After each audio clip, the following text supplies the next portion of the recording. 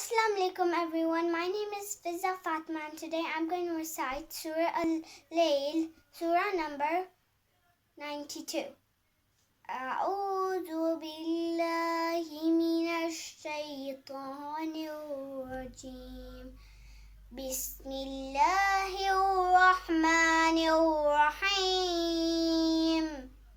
والليل إذا يغشى والنهار إذا تجلى وما خلق الذكر والأنثى إن سعيكم لشتى فأما من أعطى واتقى وصدق بالحسنى فسنيسره لليسرى وأما من بخل واستغنى وكذب بالحسنى فسنيسره للعسرى وما يغني عنه ماله إذا تردى إن علينا للهدى وإن لنا للآخرة والأولى فأنذرتكم نارا